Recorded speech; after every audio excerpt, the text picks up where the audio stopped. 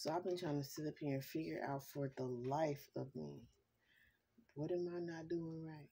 What am I doing wrong? I want to make videos, but I just don't want to make any type of videos. And um, I really don't care what it seems as if to other people anymore, because it's, I have facts. I have, straight facts, period. So,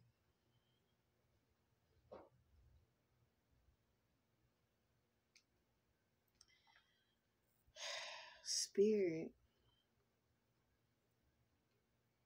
has been talking to me and helping me and guiding me. And as hard headed as I am, as much as I like to grow and transform, I try to do that to the best of my abilities. I do. And I accept it. So I'm sitting up there just like, you know, like you just worried about love. You just worried about love. No, I'm not just worried about love, but I'm like, okay, what is my purpose? What is I'm gonna be famous for what? I'm like, all these things, thoughts going through my head. I'm like, what is that supposed to mean? Where is this leading to?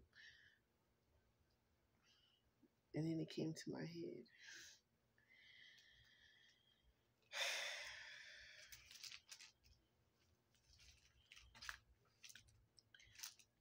I wanted to go to another reader and be like, what happened to the boys from California City? Needless to say, this is protruding. Needless to say, before all of that happened, um, like I said, I don't have my kids right now. I think I put it on my other YouTube I have right now is Karma Divine.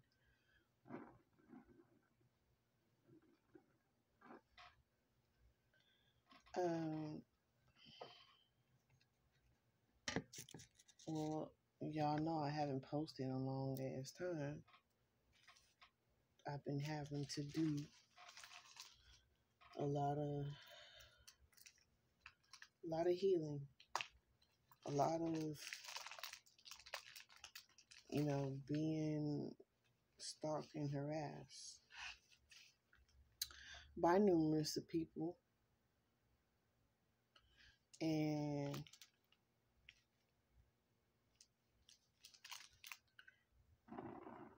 needless to say, I no longer felt safe. I could no longer trust authorities. I um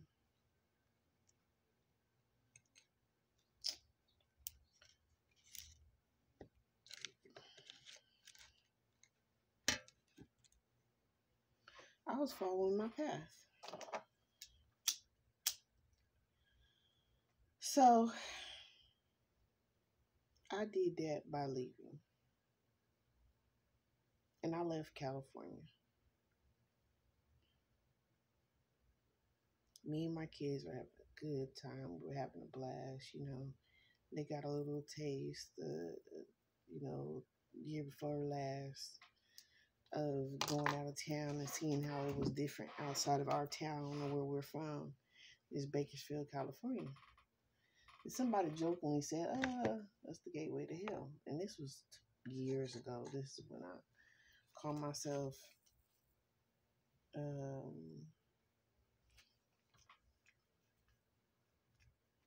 don't think I was dating online. I think I was just pretty much having different conversations. And they're like, where are you from? And I said, the gateway to hell.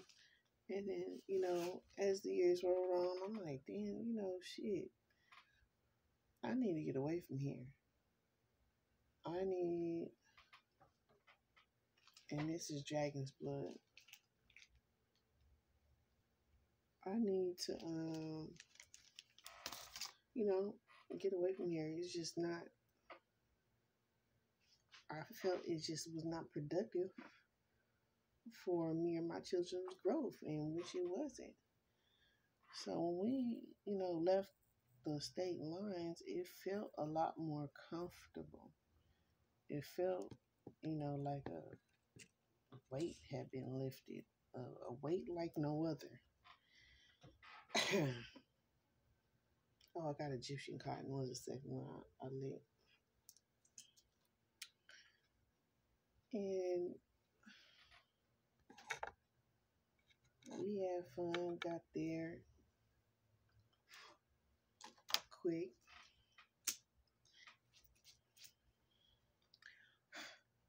Well, needless to say, you know, I don't like being right about certain things, but, I really speak and say what I feel a lot, a lot more. And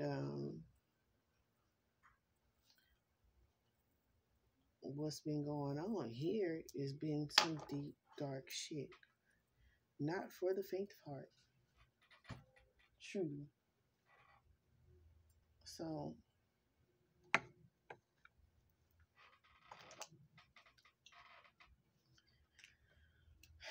needless to say, me and my kids didn't feel safe, so we left. I ended up getting a warrant for my arrest, get arrested, and the people there treated me amazingly. They treated me with so much respect and admiration and communication and understanding that I was just like, I didn't kind of really too much get it until the eye opener came back to me in the form of me being transported back to California. So I get back to California, and mind you, I was arrested for kidnapping my own kids. And I had been, asking for help, asking for protection. My paperwork was delayed on purpose by a supposed, person from family law office that was supposed to be helping me find my paperwork.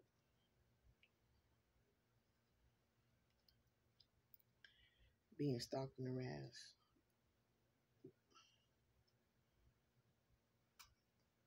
They vandalized the motel room I was next to, and put on there, "You stupid black bitch."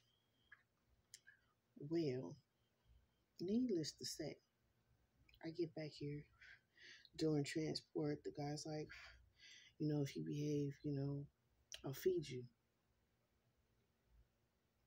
And it didn't occur to me because I'm like, oh, okay, whatever. What the hell is there to behave about?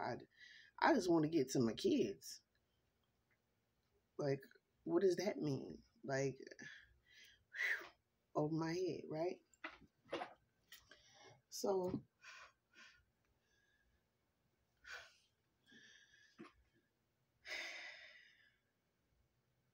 it occurred to me that these two officers, a male and a female, never seen so many black people in their fucking life.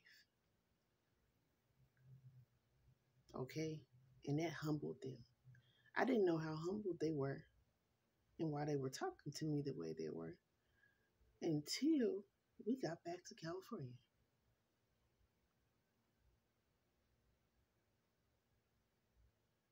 And I told him too, like, I was like, what did you mean after I thought about it? I was like, what did you mean as long as I behave? What the fuck was that supposed to mean? I'm not a criminal. I don't know how to do criminal shit. Like, not in the way that y'all are treating me. Like I told the woman, you don't have to worry about me. I'm not gonna fight you. I'm not gonna run away. Where the fuck am I gonna run away to? Is the question. So, needless to say, They get my ass back here, get me in the car. Thankfully, I was able to put my feet in the grass beforehand, and I looked at the trees, and I was like, "Ooh, thank you all." Like, yes, like I appreciate your energy, and cleanse me, take the negative energy away. Well, my ears, of course, start ringing here, real bad, my right ear, and I'm like, oh shit. Mind you, before we landed, I seen a beautiful rainbow sky. I was like, oh, okay, cool. But it was probably cool, but not to be taken for granted. But what happened after that was the eye opener, and just kept on progressing as I got to the final destination of the next jail. Uh, we were on the way there. The female officer goes, "Oh, isn't that cute?" He asked her to be his Valentine, and we were driving past some homeless people. I was upset. Needless to say, I was not buckled in, but handcuffed. Not only that, they were speeding. He was speeding through the airport, of course, because it was like no traffic. But of course, this is how law enforcement shows you how much authority they do have and how much they can get away with. Besides having to skip through the line of the airport and not having to do all the extras, they can literally transport anything, to say the least. And they showed me also that they threw away my stuff I had just bought and was not concerned about getting me my money that I had left so I could take it with me. I only got a portion of that. They had their bags of goodies on the airport while the second half of the trip, I was hungry. And while we did eat, I did get to eat a vegan based meal. But he was like, get anything you want. I got this big old Fiji water. I love Fiji. I like pH high, clean, good, purified water. And he puts it back. Oh, I didn't see it. How didn't you see this big ass bottle of water and they were put together? And then that slipped past me too. I was like, they were put together. And I was like, this nigga lying. Like, whatever, okay. Denial. And I just, I pretty much told him, like, you don't have to assume, you know, anything. You talk to me like I'm a decent human and you can get the same back. Like, you don't have to talk to me like, if I behave, you'll feed me. And that's like that same master mentality. They don't understand like how brainwashed they are and how they do disrespect and they do categorize as racism as it blatantly is. So after the lady said that, I was mad. I was like upset, but I was like, okay, whatever. I get out the car, and then I own me like, get out the car and da da da. Cause I've been like cool the whole time. I spoke my mind, yes, but I didn't get like irate. I did speak my mind though. Like, you don't have to talk to me like that. I pay you back for the flight, whatever. I'm not broke. Like, you don't have to speak to me like that. You, like, I pretty much told him, like, you feel like you could speak to me like that because you paid for this flight. Like, that don't give you no right, and I could pay you back. Like, just because you pay for something don't give you no right to talk to me any kind of way. So he was like, oh, I'm sorry, da da da da. I didn't mean it, but he did. And it showed me in so many different ways. Because when I got back there and these officers on the intake started being violent towards me, disrespecting me, calling me girl, and grabbing my arm and slamming it on the counter, you know, where were you then? Like, since you didn't mean to disrespect and you didn't, and you were pretty much a righteous person at what you were stating. So, needless to say, it escalated to them telling me, oh, well, if you don't like it, don't come to jail. Excuse me, bitch, but you don't know why I came to jail. I went to jail for protecting my kids. My kids said they no longer felt safe. And they knew that, pretty much staying together is how, teamwork make a fucking dream work around here. So my kids are smart as hell, and that's what they wanted.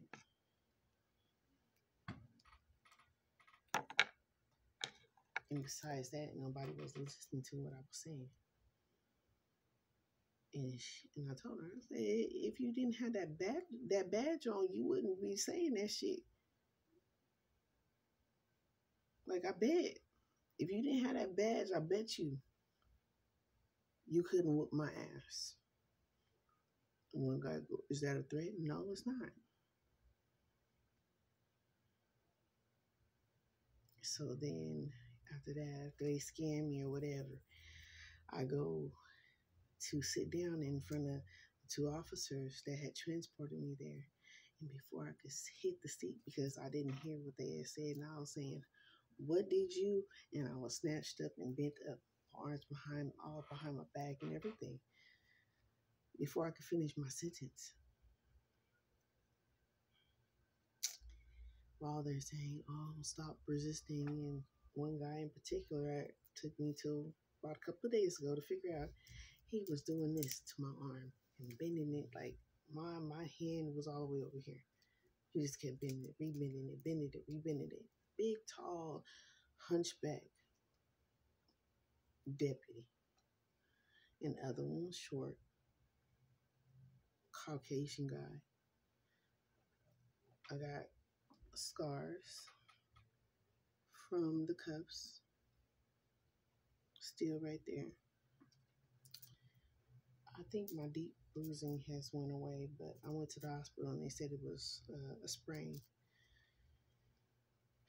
But there could be some potential damage up in the elbow joint here. So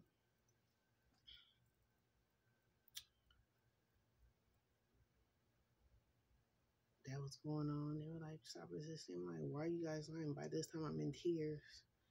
I'm like, why are you guys lying? Why are you guys hurting me? And the commanding officer, the watch commander, was like the one calling me girl and telling me to keep my hands on the counter like they were scared, which I hadn't been violent the whole transport, nor had any officers been violent towards me. And when they were in Georgia, the only thing that was said was when I told them I had a fused disc in my neck and, you know, I have, things going on with my spine internally that I not in my control, that it hurts. I get chronic pain from. I had to ask for his uh, commanding officer and explain to him the details. He rather tell me I'm going to force you in that car rather than to put the cuffs in front of my body when I'm telling him it's causing me, really uncomfortable pain, and I live with chronic pain. So then his commanding officer was like, just go ahead and put the cuffs on her. Like, why you just didn't do that? But then another woman was standing there and she didn't really say nothing. But, in so many ways, we have been taught as women that we are more inferior to men in particular, that or a masculine energy, that they are in charge.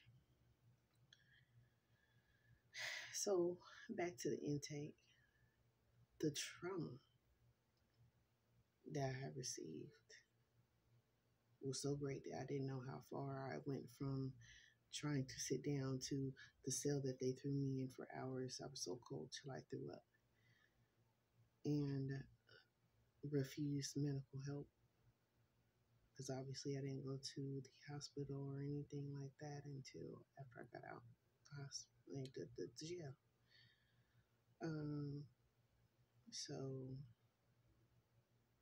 I finally, got my fingerprints taken. They were like, "Oh, do you want to come out?" I'm like, "What the fuck do you mean you all want to come out?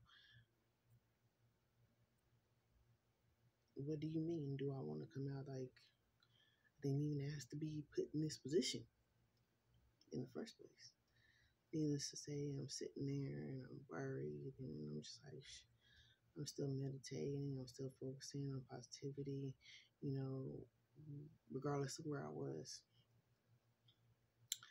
And I also met people in the first jail I was in to the second one that were very supportive and, very comforting and, inspirational. Like, oh, well, this is this and that. Well, very educational because I wouldn't know nothing about no jail system if it was in my face. Like, so it was explained to me that, I probably wouldn't do no time. And then I eventually talked to my public defender, and he was like, "Oh, you could do, I think he said 5 or 6 years in this facility. You can't go to prison." I was like, "Oh, hell no!" Because mind you, that the detention center was horribly disgusting. It had mice. It had rodents running around, and uh, the water was hard and nasty. I mean, to a point where I was so dry. I was so broken out.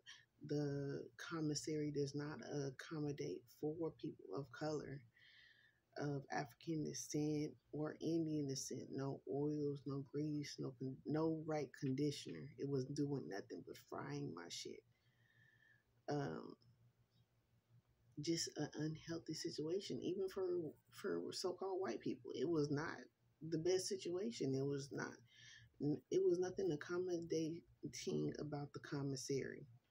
Now, the one I was in before, I could have worked with that. Honestly, if I had to do any time, I'd rather be over there than here in any type of facility. And obviously, it's known that California, from what I've heard, has some of the worst detention centers, some of the worst prisons, and they're not really accommodating, not as they should be. Um, the racism speaks in volumes. The discrimination, the division speaks in large volumes. So I eventually get out.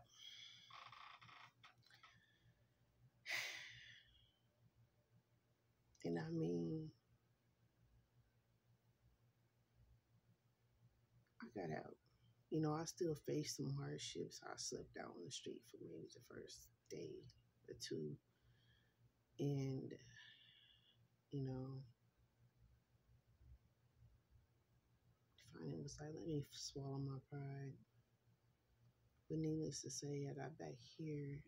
Oh, when I was in there, I don't watch the news, so I wouldn't know how or if I had a warrant for my arrest, but whatever. I was watching the news, and 2 weeks before I got out, I recognized that my children are related.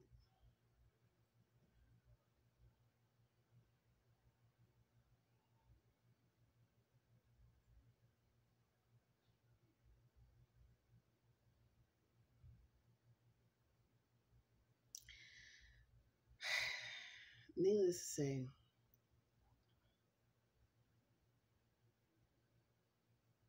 these two boys from California City came up missing. Me and my kids left in November. I want to say about November 16th. These kids came up missing December 21st. Now, that was a ritual day.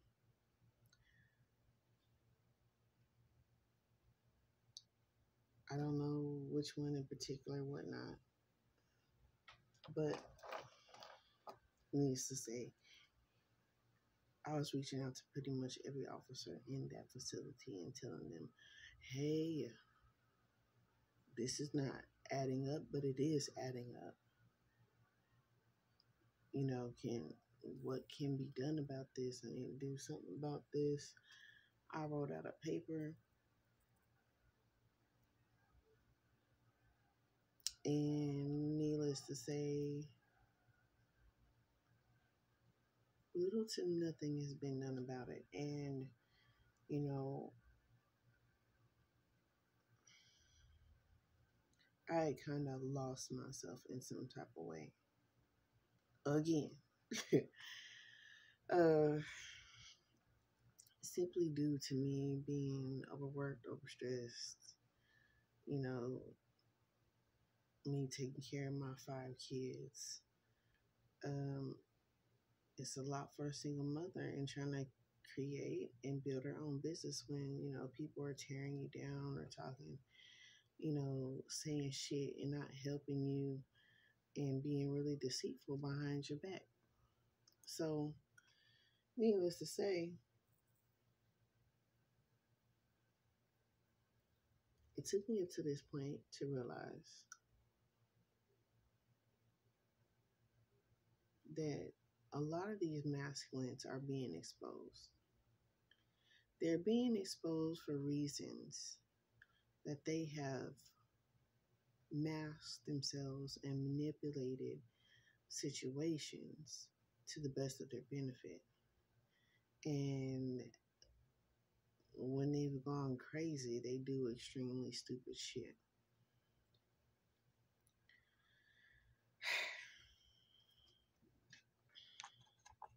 To say the least.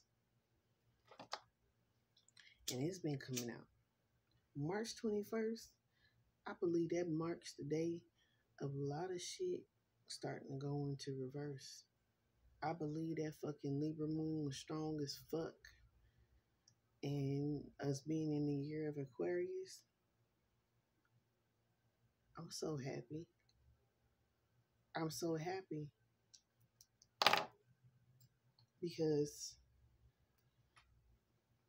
it's been a long fucking time coming. Long fucking time coming.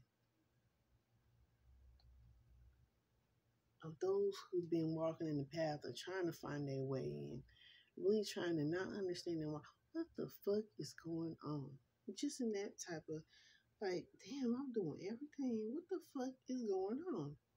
Well, needless to say, these karmics have wreaked havoc, masculine and feminine, including myself at times. I take accountability for what I do, though. So, in saying that, I came to the conclusion they didn't do shit. They refused to do shit. I kept on saying, hey, you know, XYZ, XYZ, up until last week. Somebody, well, I ain't gonna say up till last week. Somebody did hear me 3 days before I got released. So, and they just so happy to know who my father was. And I'm like, whoo, finally, tears of relief again. So after this one in particular, another one in particular last week, started hearing what I was saying. I was like, what? Yeah. Mm-hmm. And I said, y'all number one problem is not only y'all own people working against y'all, but other people that ain't got shit to do with the motherfucker shit also insinuating and putting their 2 cents in and just dogging and doing stupid shit and ain't got nothing to do with it. That's why I can take accountability and I can be like, I'm sorry and I apologize because I really fucking mean that shit. And my kids know it. So, I said all that to say this.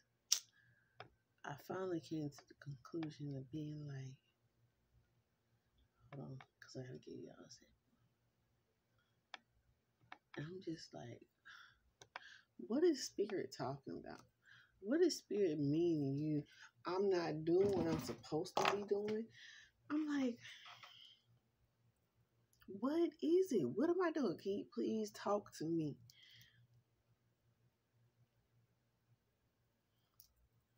Unfortunately, spirit don't talk in words. Spirit talks in numerology. Now I know a bit of numerology, and I'm becoming more fluent with numerology. But I finally came to the conclusion, instead of running around like, what am I supposed to do with this? What do I do? What do I do with this? What do I do with it? Here.